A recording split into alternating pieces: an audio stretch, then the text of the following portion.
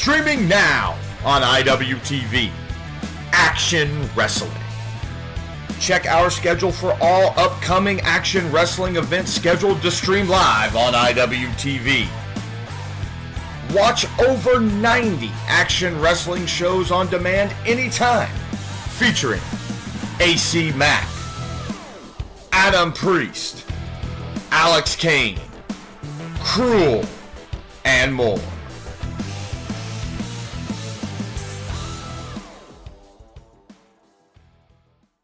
Hello, and welcome to the latest of the Business Podcast. I am your host, JP John from the Two Vampiro. Of course, joining me is Dr. himself, Dr. M. Lavie Margolin. Lavie, what's going on? How you doing today, sir? Hey, John, I'm doing great. You know, when you start a podcast like this, almost 300 episodes, you're sort of like, what opportunities will we have? And we've had wonderful opportunities, but today is a super special day where you just have someone on. You're like, how am I ever going to meet someone like this? So Lucha legend and pro wrestling legend, co-owner, creative partner of the upcoming NWE Legends Tour in Europe. We're so proud and happy to welcome Vampiro to the podcast. Vampiro, welcome. Thank you. I'm 300 episodes. Congratulations. I podcast 3 or 4 times a day, so I know what that feat is. So good stuff, man.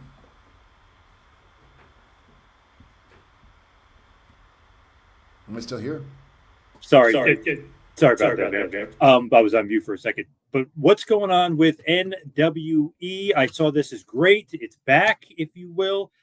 Congratulations, of course, on this new Legends Tour coming in 2026. You've come on board as a creative partner for the new Wrestling Revolution, this big return. What are you kind of most excited about this project, and kind of what made you want to get involved in it? Thank you. I was there when it began in the mid-2000s, and I've always been involved in other things outside of wrestling.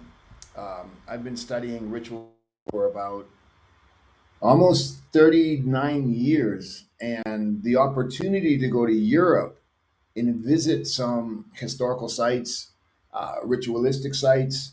I'm a Freemason, so go there where the Crusades started in Messina, and the southern part of Italy was such a phenomenal opportunity. So when I went there with wrestling, I was kind of right after WCW, so I was still kind of really in that mode of really being Vampiro. And I got to Italy and I fell in love with the country and the culture and everything else like that. So when the company kind of came to an end, I don't really know the real reasons. I kind of do, but whatever happened.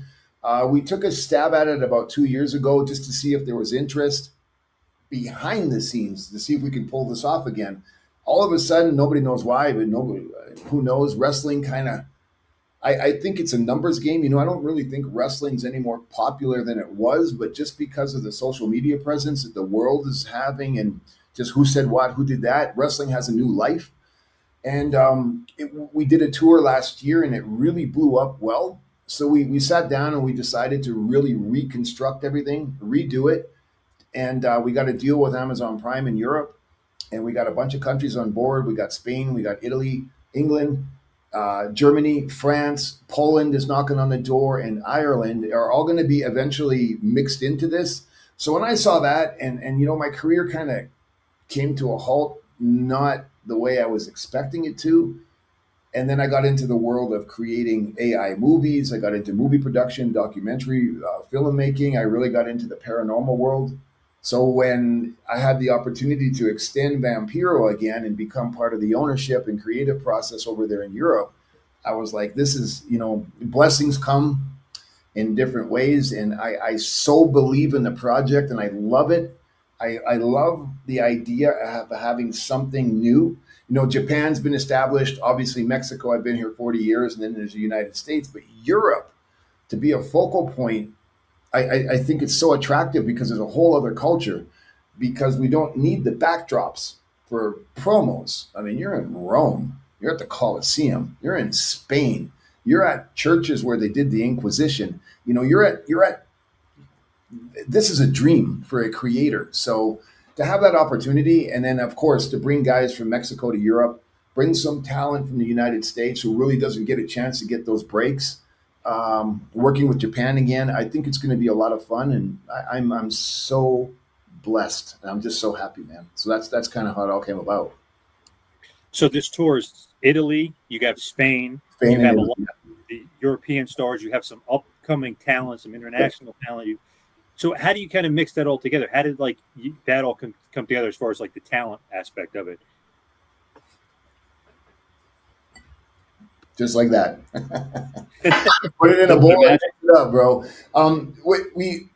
There is so much undiscovered. Like right now, the big fame. It's always been the fame, but Tijuana, Mexico is like the breeding ground for the next hybrid version of what's happening in pro wrestling. Why? Nobody really knows. Me, I think it's because it's the border town, and you got all these different influences.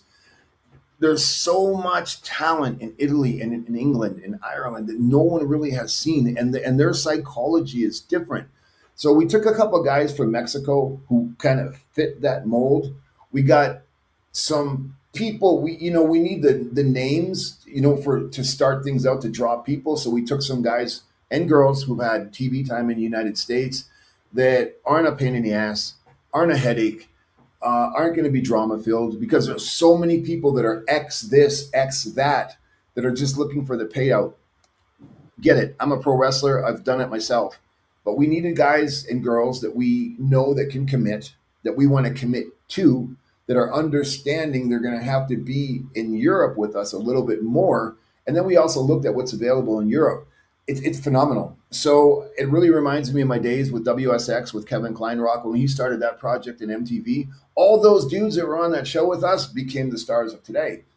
And then if it wasn't for WSX, there would be no Lucha Underground. And Lucha Underground was another birthing point. And we look at those two things, and the wrestling was awesome, but the storytelling, the stories, it's super crazy. It's like a live action comic book. And everybody in the wrestling hierarchy laughed at us, talked down to us, and now they're doing what we did 20 years ago, and they're using the people that we made 20 years ago. So it tells us that that's the kind of thing that people want to see now. And now with the scrolling culture, but nobody really wants to watch. I watch it because I grew up in the 90s, and I really love all Japan wrestling with those 800-minute matches. Right now it's clickbait. It's like action. You want to see the show, and then the wrestling is going to fit into it. So we really like the idea of a Robert Rodriguez movie like Sin City. That to me is that would be my Bible. So it's kind of going to be like that. We have no idea, but we have every idea. So that's the exciting part. That right there, that nervousness. So that showed us that we got something. So that's where we're at. Shout out to Kevin Kleinrock. He's been on the show 7 times. He's my favorite guest, not Lavie. Oh, really? My favorite guest. So yeah, great guy. Wants to create the rivalries. Kevin is, that scene in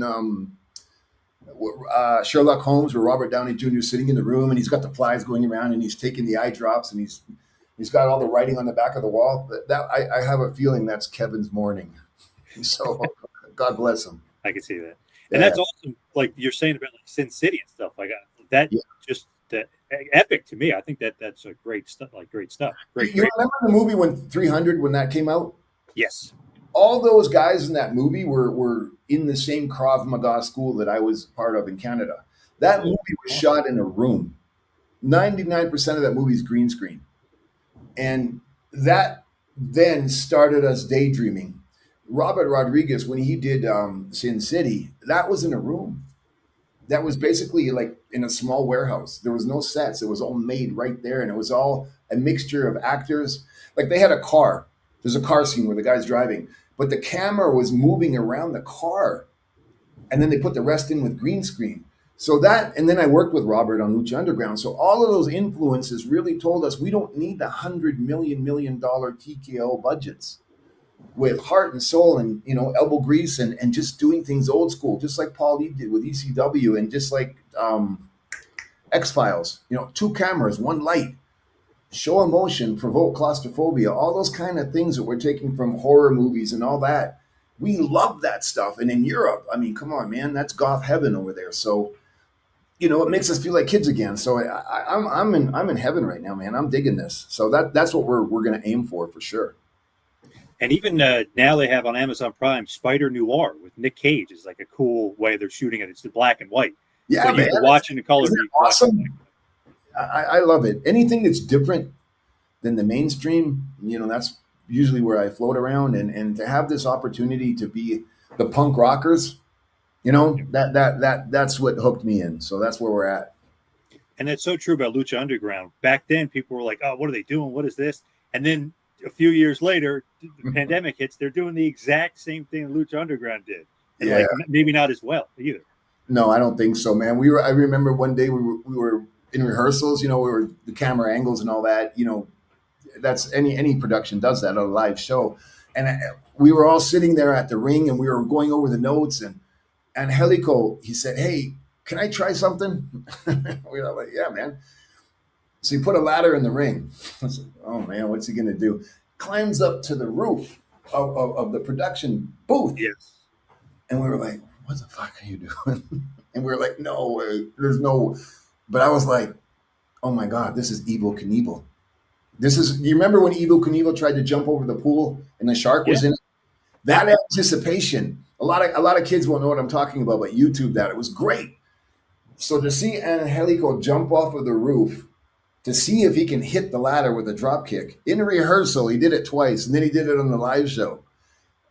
It was like, I don't even know what I'm seeing right now. This has got nothing to do with headlock, drop down, leapfrog, hip toss. This is like, this guy is mental. I'm just happy I'm here. So it was kind of like that, man. I love that kind of stuff. So, I mean, I don't want anybody jumping off roofs and drop kicking ladders. So you're going to end up like me in a wheelchair. But that's rock and roll, baby. Yeah, the awesome visual, and then even like the Dario Cueto stuff with the Montanza and like going a little like supernatural, killing people and making them disappear and stuff. Like a lot of cool stuff at Lucha Underground. Didn't they have a vampire guy who was from hell? Yeah. Oh yeah. Yeah. Guys like remember that guy? Yeah. I met him once. He didn't like Pentagon. I know that. He was not a fan of Pentagon. You know what? In the real world, that is the farthest thing from the truth, my friend. I'll tell you a Pentagon story down the road. Today, if you want to hear it. But yeah. Yeah, you can go into it right now. We'd love it. Really? Okay. Yeah, well, they were going to fire Pentagon because he wasn't adapting to the U.S. style of mentality. He would do things in the ring and he would give this effort. And then he would hit the mat in frustration and look at the fans and try to provoke that reaction. That's something that's really big in Mexico. They do a move set. And, if you ever watch Mexican wrestling, there's no tags. There's 20 guys in the ring. The referee's just sitting there. The referee gets in on it. It's like, what am I watching? So Pentagon was the American guys were not, that wasn't clicking and nobody was teaching him. So they were going to let him go. And they said, he needs a guide. He needs a victor. He needs to beat somebody to settle him down and to put him up here because they really wanted to run with him. And they asked, I don't want to say any names because I get myself in enough trouble. Oh, sure, I'll do that throughout this podcast. But so nobody wanted to do the job for him. Nobody wanted to work with him. And then there's big fat old Vampiro at the height of his sickness, sitting in a wheelchair almost saying, I'll do it. And we came up with the idea. He didn't even know. He didn't know until the day. Nobody else knew. I didn't even tell Matt Stryker until the very end. Maybe myself, Christy Joseph, Tony and Eric, the bosses of the company. I think we're the only, and there was a couple other people knew that I was going to be the master, but we didn't tell anybody until the very end. And we just kind of worked with Pentagon and we started doing these vignettes. And then I started getting into his vignettes and we started to kind of coach him along. And then when he did the thing with me, that was the birth of, that was Hellboy. Lucifer gave his kid to the world. So it was probably my favorite moment in wrestling. And people were in the audience, jaws dropped. People cried. And it was like the first time that I actually was involved in a wrestling angle that swerved the people so much that they were stunned. And it was so great. And then from there he took off. So that's my my Pentagon story, and I love him like a brother, and I'm so proud of him, and he's become a phenomenon. So yeah, that's my Pentagon story. And look at him now, huge star, doing big things. It's funny though, like I've watched wrestling forever. I didn't think you were the master, and then like you swerved me, who've been watching wrestling forever, thinking I'm so smart. I'm like, oh my god, I can't believe that you were like, the big heel at the end. So you even got me too. I remember watching that. It was awesome. It was fun, a lot of fun. I almost killed myself, but it was a lot of fun. Great stuff then. Now, as far as now with the NWE and stuff, the energy I've noticed of the European fans is always like intensified. Is that obviously something that you were looking at too, as well, as far as the European fans and that energy? Well, I remember when I first went over to Italy and stuff like that, we got a letter from like the church, like the Vatican, an office to tone me down because of the goth and the evilness of the character. It was bad. Kids would cry. I would come out, or the kids would be in the lobby, and they would start to cry when I would come down, and they would hide behind their parents, and it was like they would shoot going into panic attacks. Wow. They really. So it's at that stage over there, and this is my point. Not because of me, but they aren't exposed to the American wrestling culture as you and I and everybody else in this business is. So it was fresh to them. It still is. But now, 2 decades later, everybody's kind of on a different level, and they are as passionate. It's very similar to the fans in Mexico as far as the excitement in the ring. I mean, when you go, they are on point. Every single match the fans are involved in, and it's a lot of fun, which gives us the opportunity to bring up the new kids that are over in Europe and the new people from Mexico that haven't had this exposure because the fans participate. And to me, that just speaks volumes of the industry in general, right? I mean, we've made an impact all over the world, but when you can affect the culture, that's pretty important. You yourself, obviously, are going to be part of creative. You're a part of the team there. What are you going to bring to the table as far as maybe doing something different, maybe cups and pits and different things like that? We have a tournament in Spain and then in Italy. And it's kind of like we have 2 tournaments. We have the Warriors Cup. That's why it's the Legends Tour, because that was the last real big match of the Ultimate Warrior. We sold out a stadium in Spain. I think there was like 57,000 people or something like that. So to honor the Ultimate Warrior and to honor what we've done, we've made the Warriors Cup. So in Spain and in Italy, we also have like a roulette.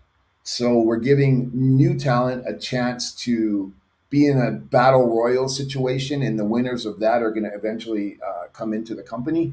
And then the Warriors Cup, we want to make it a Legends Cup or whatever we're going to call it, a yearly event for new talent.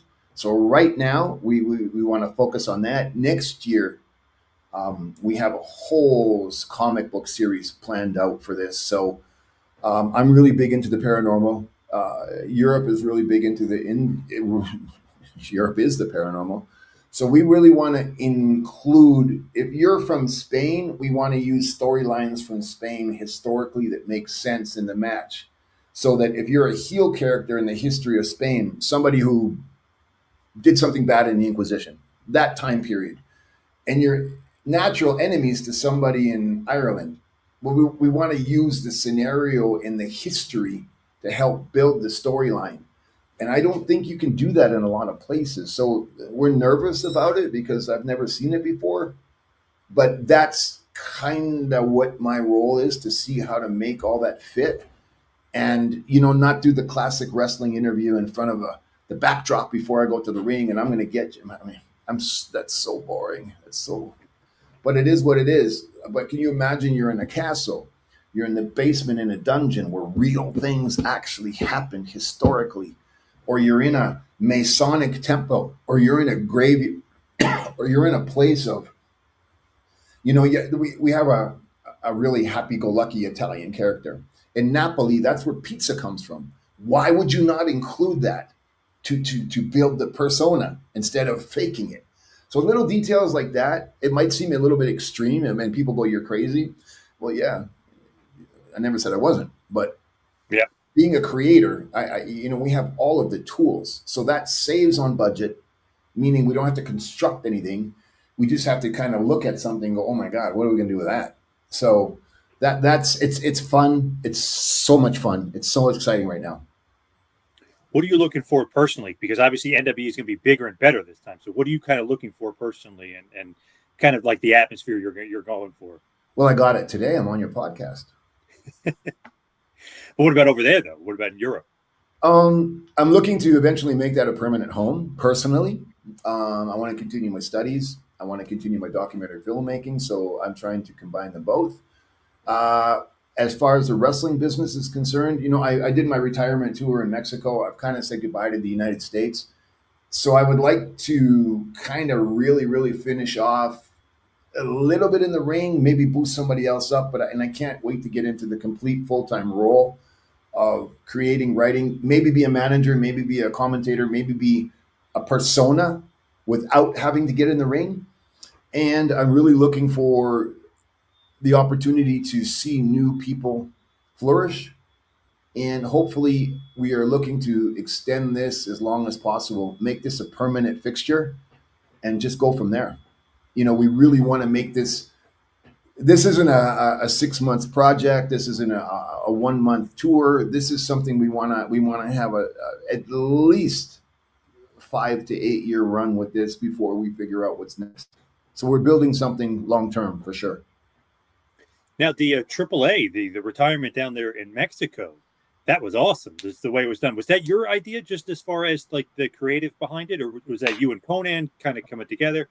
Because that was great, just as far as the way you put it together, almost like the cinematic version. Dude, Dr. M, you're gonna have to stop talking so much, dude. John will tag me in. I'll be there. I have many questions. No, actually, Dorian Roldan, who was the former owner, president of AAA, and I sat down, and it was at pretty much the height of my sickness, and I needed help. I needed help. I needed help all over the place, and I didn't want. And he said, doesn't make sense to do one match. You've been here for 3 decades, 3.5 decades. Let's do a tour. And I said, I physically can't even put my socks on. I hurt myself so bad that the nerves in my neck, I don't have use of my hands. I can't even walk. I can't lift my feet. I can't walk. I don't have control. And we talked about it, and we decided to do a year. And I said, you can't put me on TV and expect me to be in competitive storylines. I can't do that.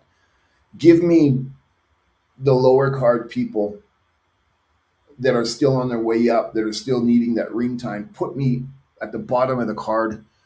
Let me just get in there and say goodbye to the fans. Just let me come in. Everybody wants to see the entrance. If you really have to hit me down. I'll just sit there, let everybody do their stuff, turn around with somebody, and I'll get that emotional moment.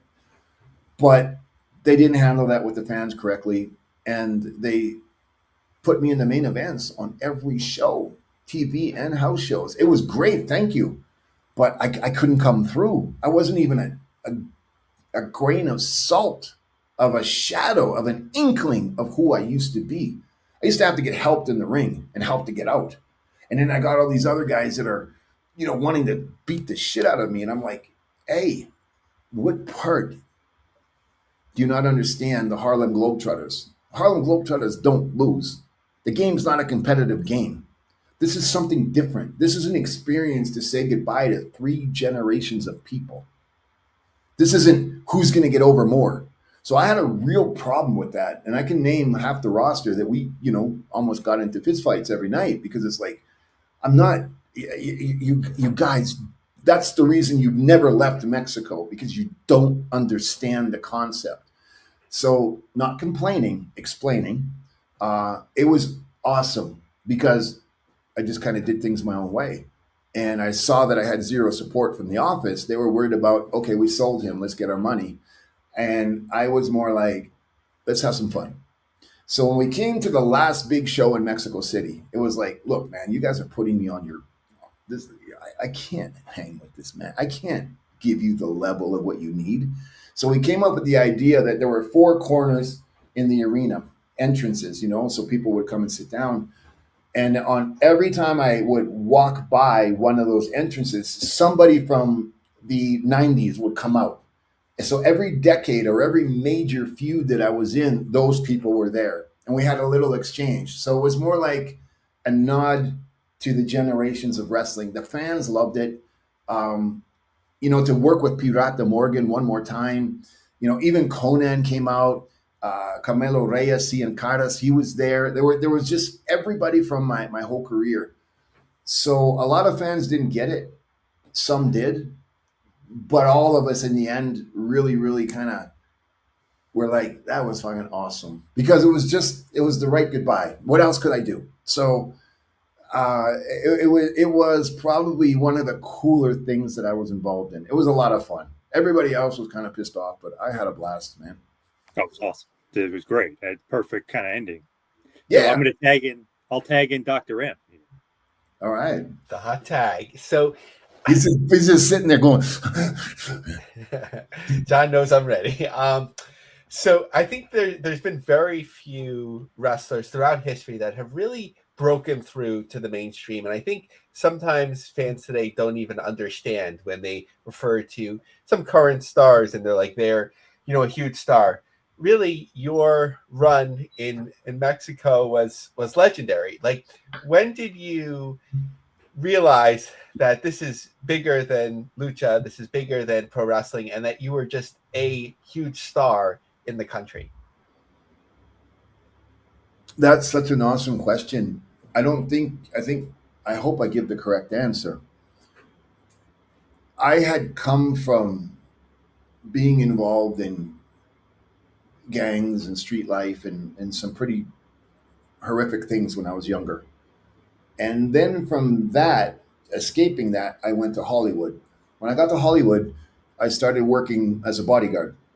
And right off the bat, because of friends, I started working with A-level actors, and I was doing shows. I remember doing one where Andrew Dice Clay was involved with it, and Guns N' Roses were there backstage watching it. And I remember just sitting as one of the security guys looking at these guys. Then I started working in a nightclub that was owned by Billy Idol's wife, Perry Lister at the time, and Mickey Rourke. And it was the end of the 80s. So that whole scene, anybody who was anybody in Hollywood in the 80s would be at this club. And outside there would be nothing but Harley Davidsons. And I would work the VIP room. So I saw everything and everybody. And from there, I got hired by MTV. Well, not by MTV, but I got hired by somebody to work with Milli Vanilli on the MTV tour. So that whole scandal, that education gave me, if you're a street hustler and you see stuff like that, you become pretty wise to the game real quick. So when I got to Mexico and Vampiro blew up within months, I was kind of prepared for what was going to happen, good, bad, and ugly. And I wasn't mature. I was 19 years old, 20 years old. And I had you must believe that nobody expected this. And nobody was used to it. When I tell you the Arena Mexico, holds 18,000 people, we would have to do 2 and 3 shows a day, repeat the show because there were so many fans to see who this Vampiro guy was. It wasn't so much that I realized it was bigger than wrestling. It was like, I'm going to implode unless somebody takes me. My mental health can't handle this. I go from living under a car doing stick-ups so I can eat, avoiding weird, freaky, crazy street people all night, to coming down here and not even being able to go to the corner store and buy a candy bar because there'd be lines of people and they would have to get police to get me out of there. And they would have to call military to bring me to the arenas to open up the sea of people. What do you want a 19-year-old, 20-year-old kid that comes from the street literally eating out of garbage cans? How do you expect him to handle that 4 months later? And then there's no stop. It's 7 days a week, 6-7 shows a day, every day. You come home and there's lines of girls, lines. You don't believe me? Ask Konnan. Lines of girls outside the hotel, outside your apartment.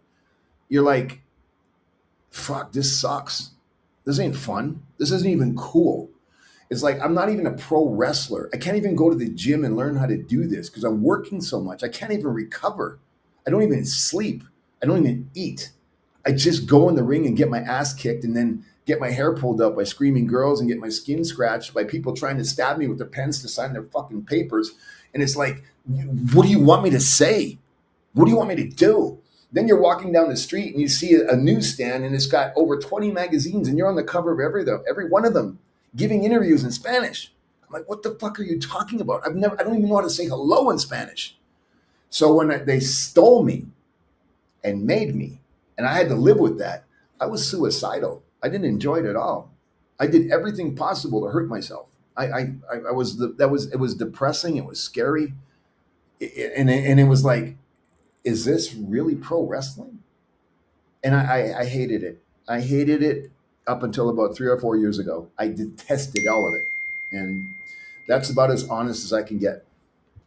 Oh, thank you for sharing that. So to zoom ahead a little bit, and there's so many different eras and parts to your career all over the world. The WCW era was really where I got to see you consistently, outside of having Galavision and the Lucha airing in New York. What was it like in WCW, and especially connecting with Sting? So when I watched a little bit of AEW, when there was that final run with Darby Allin, I would kind of think about you and sort of like how you were paired with Sting in similar ways. I think I didn't have the correct experience in WCW. I've spoken bad about it, but I think I would rather say that I was ill prepared. I was very misunderstood. And then I was going into an environment that was extremely hostile, and it was struggling to survive. Even because when, I've been around rock and roll enough, when you're going up and you think you're untouchable, and then the band members, which would be the wrestlers, start taking, it's like, wait a second, I'm the singer. No, I want to sing. No, play guitar. And when you start getting that friction, and it's like, I saw this in Mexico 10 times before I came here. Saw it in Japan. There's only one way to go. And then when you know it's coming, because you can see well, I'm not doing that. Well, dude, you're on live television. Yeah, I know, but you got a minute and a half. No. I need 9 minutes. What do you mean you need 9 minutes? You're on live TV. So the show was like getting changed. And I remember going to the ring and I'm stepping in the ring and I just planned this whole match out, 10-minute match. I step in the ring and they're like, take it home. I'm like, what the fuck do you mean take it home? So it was really, really stressful. It wasn't a lot of fun. There are some people who have the best memories. There are some very, very, very, very cool things that happen in WCW. More than anything, the fans haven't forgotten. So that speaks volumes, right? But me personally, from seeing what I saw and knowing what I know, and I got there, I mean, when I remember going to the office and I signed my contract and I went there to formally thank everybody, they were like, fuck, we got to get him a translator. We don't speak. And I'm like, I'm from Canada. What the fuck are you talking about? You just given me $1 million contract. You don't even know my name and what language I speak. So it wasn't cool, man. I didn't get it. And and nobody took the time to kind of bring me in. And then in Mexico, we didn't learn any of that stuff. So it was very difficult for me. And that's, I wish it was different, because I was so close to breaking free. And I regret very much that nobody helped me mature, and nobody scolded me. Nobody penalized me. Nobody put me in my place. Nobody guided us. We didn't have that. And if you weren't in the top upper echelon, you weren't getting it. Was there anything that stood out in terms of the interactions with Sting at the time? Yeah, I loved it. I mean, I wasn't a Sting fan. I'm a Great Muta guy and the Road Warriors. Great Muta is, where do you think that comes from? Where do you think all this stuff comes from? All that. Great Muta, man. He's my guy. And when I met all the guys and nobody was friendly, everybody was a dick. Sting was cool to me. He said and more than one interview how he disliked me and disliked it or whatever. I with my heart and soul, I can say humbly, he was a professional. He elevated me. He is the reason people know me in the United States. He gave me everything, and he didn't have to. And that taught me right away that even though somebody might be not your favorite person, he was egoless. He was a pro. And that was awesome. Years later, 2 years ago, actually, I was at an autograph signing in the ECW arena, and Sting walked in. I hadn't seen him since. And I mean, if you're in the wrestling business, you know who I am. You know who he is. You know who we are. So I saw him. I know he saw me, but he tried to not sell it. You know what I mean? And I was like, I don't give a fuck. I walked right up to him and I said, may I have a moment with you? And I said, you remember me? And oh yeah. I was like, you remember me. And I said, I need to thank you. And I don't care what's been said. I want to apologize to you for anything that I have done that has provoked anything. I said, I'm not asking to be your friend. I'm asking for you to let me say thank you to you. And I just want to say, God bless you. And I whatever you've thought of me, I've gone through my own metamorphosis as a human. I've changed. And he fucking hugged me. And he said, and we started talking about God and all these kind of cool things. And I said, hey man, I have a picture of me and you. Would you sign it for me? And he signed it and he put some Bible verses on it. And I was like, thanks. And I went back to my room and I teared up. Yeah, it was a big moment for me. Yeah. Thanks. I want to picture of his son though. So if Tony Khan is watching, I'm just kidding. Kidding. So on screen, one of the groups that you connected with there, of course, was the Insane Clown Posse, and then further that relationship. Violent J is a two-time guest on this show, so we're appreciative of that. I'm just wondering, in terms of how many times did you say, you know what I'm saying? So, you know what I'm saying? I would always say, as a kid, when I practiced wrestling promos, I would always point into the mirror. I'd be like, let me tell you something. But just some reflection on that time. And also, if you had a chance to check out some of the Vince Russo produced episodes that they put out recently and what you think about it. Oh, yeah. I've been on all of them. I actually did my last American match with them in Las Vegas a month ago, 2 months ago, something. ICP became family. We became extremely, extremely, extremely close friends outside of music and wrestling. They've been my friends, family for 30 years, probably. I don't think there's a bigger wrestling fan in the fucking history of wrestling than Violent J. Bro, it makes you, it would be like, would you shut the fuck up? It'd be like, Vamp, it's 3 a.m. I know. Watch this. And I don't want to watch wrestling. He would not stop. There's not another human being in the best of ways that loves pro wrestling like Violent J. And when he was taking JCW really, really seriously, he's put everything, his 30-year career savings into JCW. Like, it's his thing. And he loves pro wrestling that much.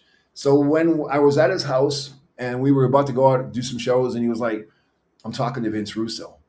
And I was like, bro, if you get Vince Russo, that's probably going to save your company.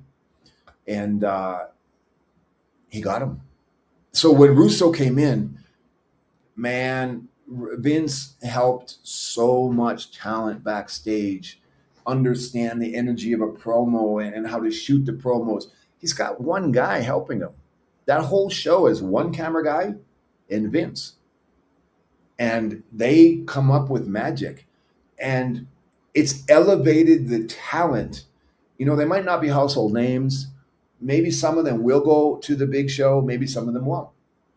But what Vince Russo has done with Violent J's input and their creativity, it's chaotic.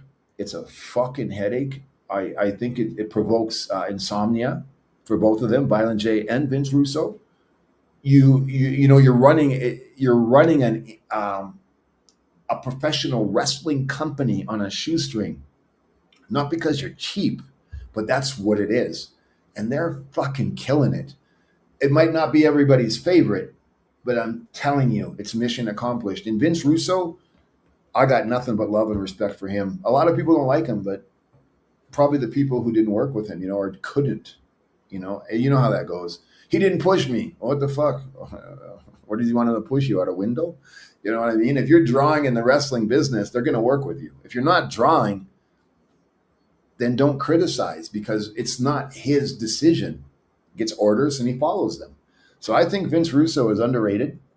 A lot of people are going to attack me for that. A lot of people attack Vince Russo, but I'm not here to make friends. I'm here to say thank you for having me on your podcast. So I'm answering your questions the best I can, bro.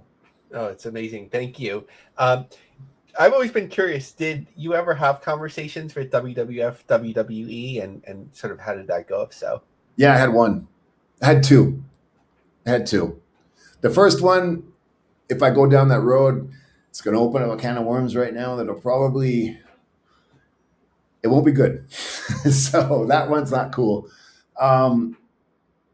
I was actually in a company in Montreal when I was like 15 years old. I would set up the ring and sweep the floor and carry the ring jackets and sell the programs. And this was before the WWF even had anything other than local television. So they would come to Montreal and do mixed house shows. So my experience with them started in 1984. When WCW had been bought by the McMahons, all of us were under contract, were told to report in to see what's next. And that's when I had just broken my neck and had a severe head injury after a Halloween Havoc in Las Vegas. So I called in, and I forget what Pritchard is in the WWE. Bruce Pritchard. Bruce. So he takes my phone call, and the phone. This is the phone call. You're Vampiro? Yeah.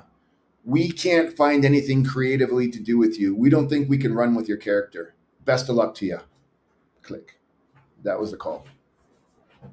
Wow, so much politics. How could you not find something? You're a built-in character and a draw for sure. It's kind of funny how before me there was all these long-haired rock and roll tattooed guys calling themselves vampires. Yeah. So, sort of zooming ahead to the present day and looking ahead to Europe, like you mentioned, you look like you're scared of me, like I'm going to say something. I probably look like that naturally,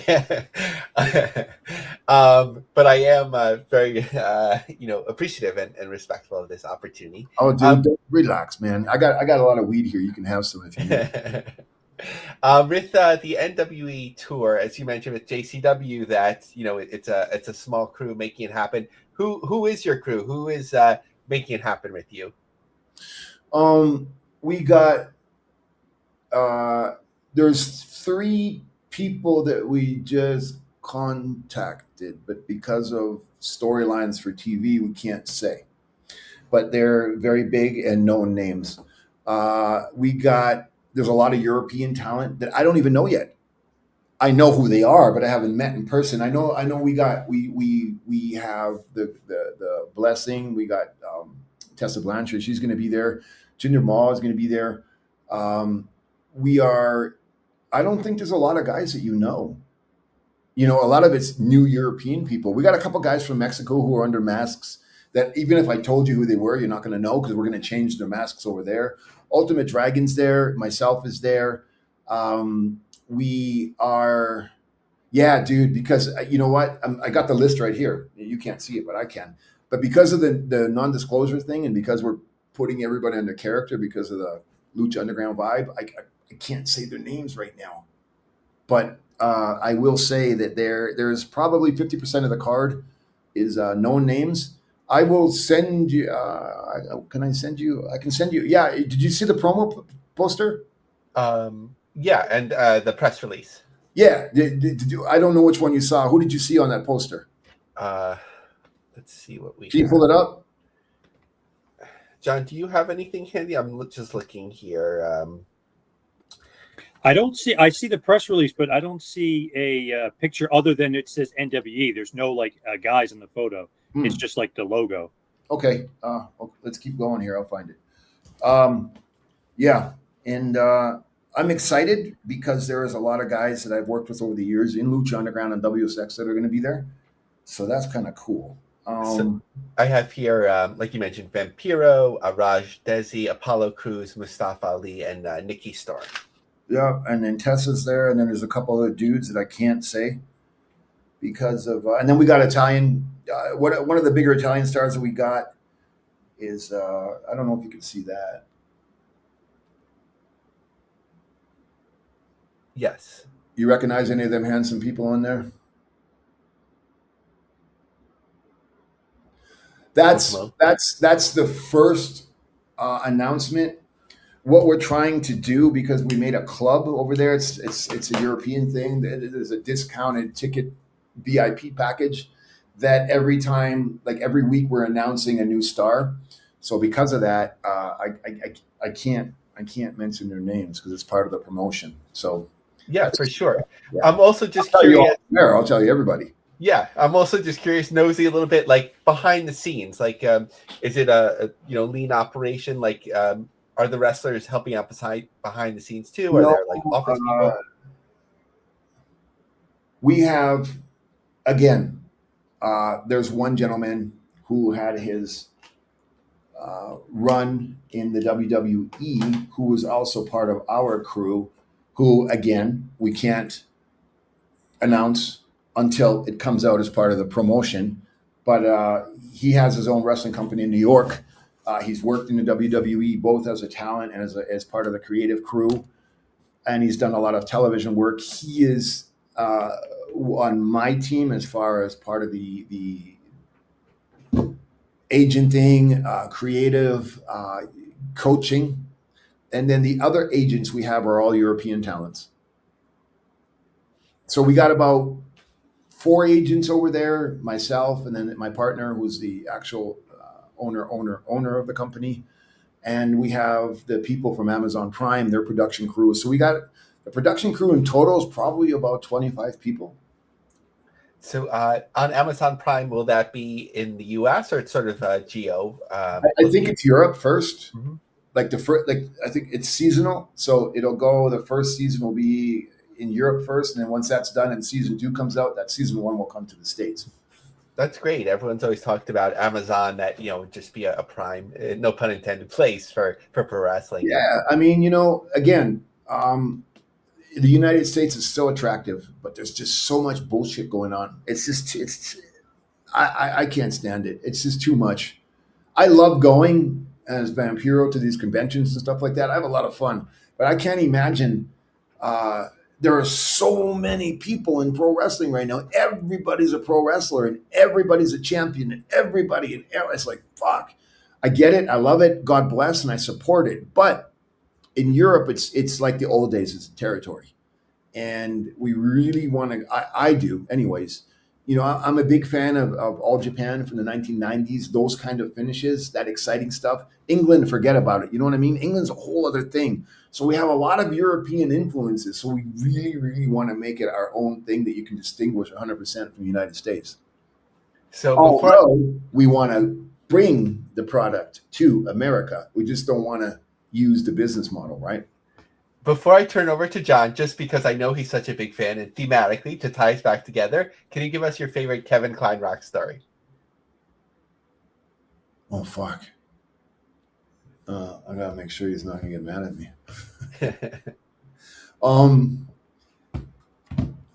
I don't think I have a favorite story. I think Kevin should be a wrestling character. When I met Kevin on some indie shows, and the Rob Black's the porno company was financing that stuff. And Kevin is very clean cut, nice boy, brought up correctly, and just I remember being in the dressing room one time, when everybody was getting paid, and it was run by a porno guy, so there was a lot of porno girls there. and a lot of the wrestlers at that time, weren't all there. And it was, I don't think it's a Kevin Kleinrock story, but Kevin was present. And I remember being in the dressing room. I don't want to say their names because two of them, rest in peace, two of them are still here. Instead of getting money, it was like, you can have this scenario or you can get your pay. And almost all the guys opted for the other scenario. And I would just look at Kevin and he would just put his head down. And I was like, what is a nice, clean-cut boy doing in a fucking smut pit like this? That's one. And then when we did the WSX, Kevin ran that show. I was Kevin's assistant. And to see Kevin, I remember Kevin me and Kevin went for lunch, breakfast, or some bullshit like that with Teddy Hart. When Teddy Hart was Teddy Hart, he was trying to sell us. And me and Kevin were there, and Teddy Hart was, I'm spying on you guys right now. I got all over this restaurant. I got cameras over there, and I was like, what the fuck are you talking about? And I was like, Kevin, I'm going to kill this guy. Who is this fucking idiot? And why are you making me do this? And just to see Kevin deal with Teddy Hart. And that was Teddy Hart. That was at breakfast. And that was before we even started the company. So watching Teddy Hart and Kevin, that was I would just smoke weed and watch that because that was better than any wrestling I was ever going to fucking see. So, Kevin, I think to watch Kevin have to surf these waters and never fall off the surfboard, that's quite impressive. Nice. John? So interesting what you're saying about WCW. And obviously politics come into play big time. A buddy of mine, we always talk wrestling and stuff, and he just randomly asked me the other day, and I didn't tell him I was having you on, but he goes, why wasn't Vampiro WCW World Heavyweight Champion, and why did Vampiro feud with Hulk Hogan? And I said, I have no idea to either one. I have no clue.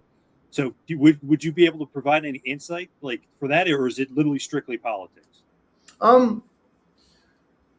First, anybody who is an employee or a wrestler or a fan or a superstar in WCW, please, no disrespect. I am nobody. I am not better than you, and I didn't deserve anything more. It was a blessing, and but at that time I was into it, so I should have. I remember I got a phone call on Jeff Jarrett denies this. He has a different version of it. Terry Taylor called me on a Sunday night, and he said, I want to call you to congratulate you. And I was okay. And he said, tomorrow night, we're going to put the heavyweight belt on you. I was like, well, fuck, where'd that come from? I was like, okay. I called my family, what else was supposed to do? It's a big moment. And I was so excited. I was so nervous. I didn't sleep. I got to the airport like 6 hours early. I was packed all my gear, like 10 different versions of it. And I was like, I don't even know what's happening, but I'm ready. And I got there and they pulled me in the office and they said, listen, change of plans. And I was like, Jeff Jarrett, this was the exact words that were given to me. And I'm not going to say who said them. Jeff Jarrett has said that you are not famous enough and it will affect him. So he doesn't want to drop the belt to you. That is on the life of my daughter, exactly what happened. And the thing about Hulk Hogan, I had met Hulk Hogan when I was a kid in Montreal, and he came to one of the house shows, and we all watched the first WrestleMania, and everybody was like, Hogan is Hogan, and the Rocky movie. That was at that time period. He came in, and I was just a little kid, and he came out of the limousine, and I shook his hand. It was like putting on a baseball glove. I was like, I've never seen a man this big before. This is fucking incredible. It's Hulk Hogan. And I said to him, sir, one day I'm going to be like you. And he goes, sure, kid. Sure, brother. And what else am I supposed to do? So when I got to work with him and I went to his dressing room and we started talking, we became friends because we're both bass players and we like rock and roll. And I was like, whatever, I don't know what's going on. I just can't believe I'm going in the ring with you. And I said, I know you've heard that. You're probably going to punch me in the head and kick me out of the dressing room, but I need to tell you this. And I told him the story when I met him. And that's when he turned and he said, the kid goes up. I was like, what do you mean? He goes, no, you pinned me tonight. I was like, I can't. You're Hulk Hogan. He says, pin me tonight, bro. And behind my face, man, I was crying. Big moment. That was crazy because Hogan kind of doesn't get the win back. I was just curious, like, hey, should have been a feud. You know what I mean? Like, instead of Billy Kidman, should have been Vampiro. I know you're kind of feuding with Sting, but you know what I mean? Like, you could have had a feud with Hogan. I think you were more over than some of the other guys he was working with at that time. I was more over than all those motherfuckers. Especially Kidman. You kidding me? Jeez, Kidman? Like, come on. Man, hey, I love Billy Kidman, man. Me and him had some great fun matches, man. Yeah, they were great, yeah. Yeah, I had fun with Billy. But, man, I don't know. WCW, better ask them. And Vampiro wasn't anything. Vampiro couldn't wrestle. Vampiro didn't draw. I know. And you were actually pretty big, too. Kidman, no offense, he's like 5'8". You're, Hogan's 6'6". Gets a guy that's 6'4", it kind of looks better. Yeah. I mean, hey. It is what it is, brother. Crazy question, random. What happened at Halloween Havoc 2000 with Mike Awesome? Like, it just seemed like you guys weren't in sync that match. And I know, obviously, he injures you at the end, but was there, like, an issue there, or what happened that night?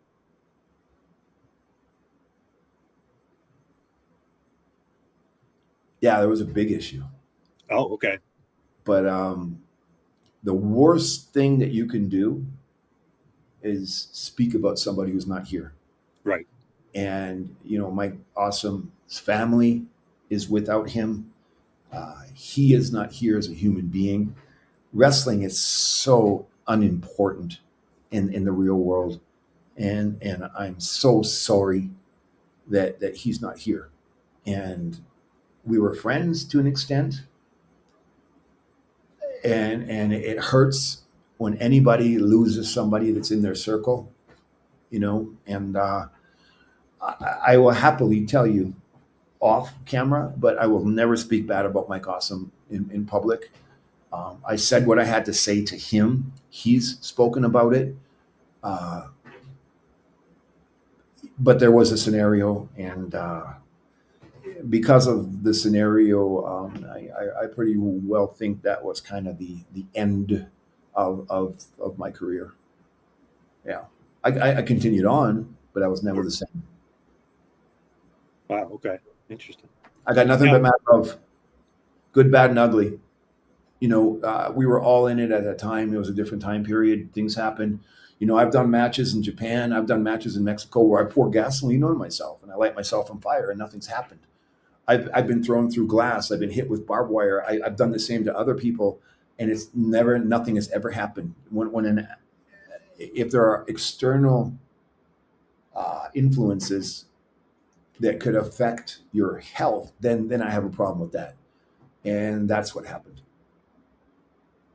Now it seems like through the years, obviously, you become one of the biggest stars ever in Mexico, but almost parallel, Konnan becomes a huge star. It's almost like a Hogan Savage kind of situation with these kind of like mega powers, if you will, kind of take over an area, if you will. But really, two outsiders, aka not two Mexicans, come in and they take over Mexico. You guys seem like they had the Hogan Savage relationship, like the roller coaster, up and down, up and down. How is the relationship now? Because it seems like the ending in AAA was kind of perfect, and obviously he's got some health issues going on. But what's the relationship now, if any, with Konnan? Because it always seemed like you guys were competing, but it's because you guys were the two top dogs in Mexico for a long time. I think Konnan took it a lot more serious than I did, and we had two different personalities, two different characters, two different mindsets, two young guys. I was so aloof. I was so baby rock star, put me in a nightclub, give me a guitar, put me on the stage. And they're like, you got to wrestle. What? Fuck that. And Konnan was wrestling. I think, so many people got into his ear and provoked him, and bothered him about me. And it happened to me too. But I never took it as seriously as he did. And we've talked about that. And there were some times where, there was a lot of hatred there in the beginning and probably forever, but over time, one time he wrote me an email and he said, whether you like it or not, whether we hate each other or not, you're one of my oldest friends. You've been in my life for 30 years. And I was like, fuck. I said, but brother, every time we talk this out, somebody says something and right away you're back at it with me.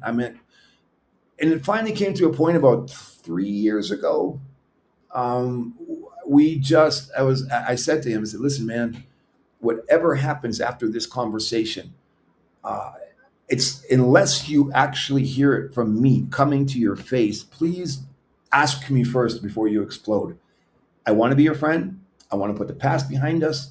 I've got nothing bad to say about or to you. We're grown men. Let's just be fucking good. And we started talking about mental health, and we became friends the last year in AAA, in my point of view anyways. And I am so unable to call him right now. I can't take it.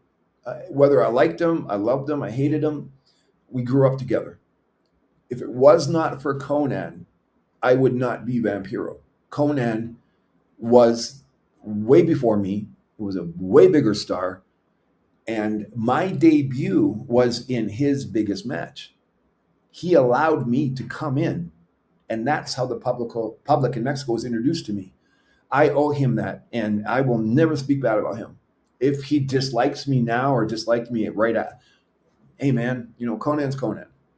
Vamp is Vamp.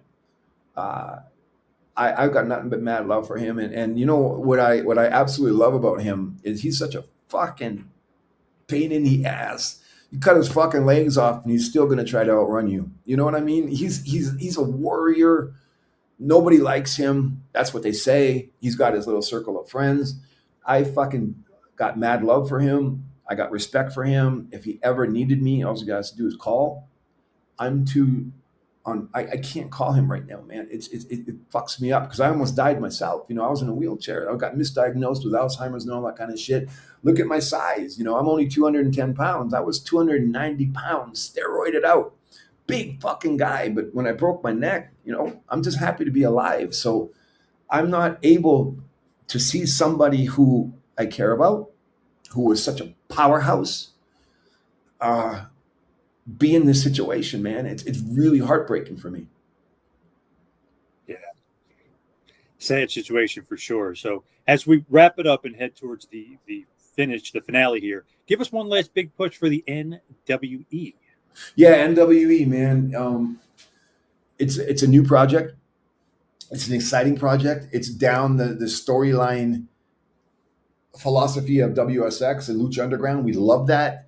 It's exciting. I think, just like the boom from Mexico when they started to see all the high flying and everybody started to, all these white guys are doing all these lucha matches. Okay. Europe has so much to offer. Johnny Saint was one of the, we used to just sit there. Me and Norman Smiley would sit there and watch Johnny Saint. Dynamite Kid, when he was in England. England's different. England's like boxing. They have rounds in the wrestling. It's fucking awesome. And just the way they chain wrestle and all of that. So what I'm hoping that the American public gets is when you see guys from Japan come on over, you got all the European influences, Alex Wright, he's got a school in Germany. We're going to take some of his kids. When you see the Italians who's come from nothing and they're fighting for it. And then you see the guys from Ireland and Scotland and France. There's some really, really, really good talent out there. So I'm hoping that the way the American public took to the Lucha Libre style, they're going to see what's coming from Europe.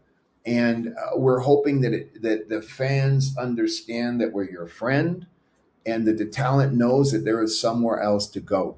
So we're pushing hard. We got TV. We got a YouTube channel that's going to go up on Monday, New Wrestling Evolution. We're going to put all of our past material on there. We're going to be doing a podcast off of that so that for the next 3 to 4 months before the tour, I'm going to be on there. It's going to be live half the time so the fans can interact with me, ask me questions. I'm going to have guests on there, past superstars, current talent, everything. So we're going to really do a big push before we actually do the tour and then hope it catches on. So we're going to have like almost starting reverse, So exciting. It's phenomenal. I'm blessed. And I just can't wait to get going. Awesome. Where can everybody kind of find and follow you and everything you've got going on social media and otherwise in your pods? Vampiro Voodoo, VUDU. That's my Facebook and my Instagram. All of the stuff that I do, the paranormal stuff, the documentaries. I got a tequila brand that was just launched. All the spoken word stuff that I'm doing. the radio shows in English and Spanish. I mean, if you're into alternative music, everything is on radiovampiro.com. That's a brand new website, a couple weeks old. So all the material is going to be just kind of flooding in there. But radiovampiro.com is my brand, is my life.